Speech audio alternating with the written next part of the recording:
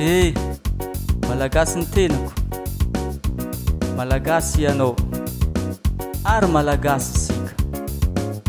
Coronavirus.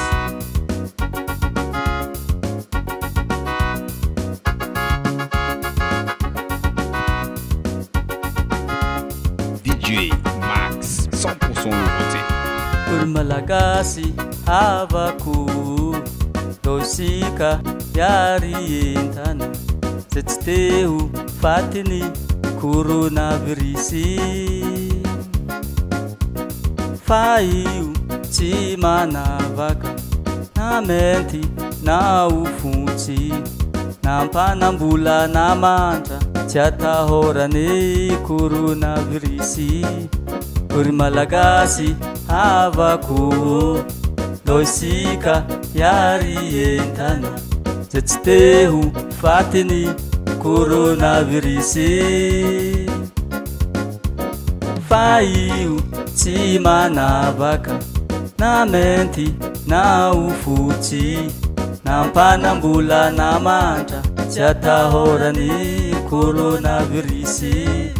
Jesosy ofa mila vonjy ity tany ity Madagasikara, nao isika hiaraka tondram-bavaka ity firenena ity, fa betsaka olona ampijaleny coronavirus. Jesosy ofa mila vonjy ity tany ity Madagasikara, nao isika hiaraka tondram-bavaka ity firenena ity, fa betsaka olona ampijaleny coronavirus. Olo malagasy havako, andao tsika iara hitandrigny tsy ho fatiny coronavirus.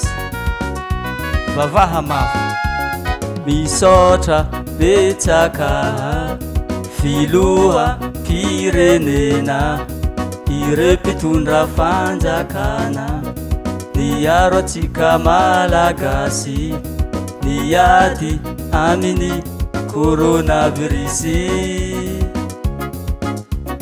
Misaotra betsaka filoha firenena, ireo mpitondra fanjakana, niaro atsika malagasy niady aminy coronavirus.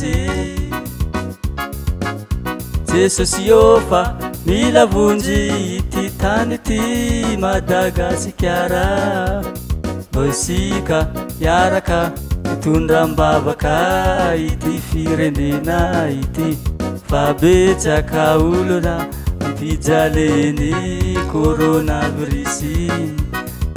DJ Max 100% nouveauté. Zay izy ka alohantsika samby trotro ambavaka mba ho resy coronavirus. Misaotra Jesosy.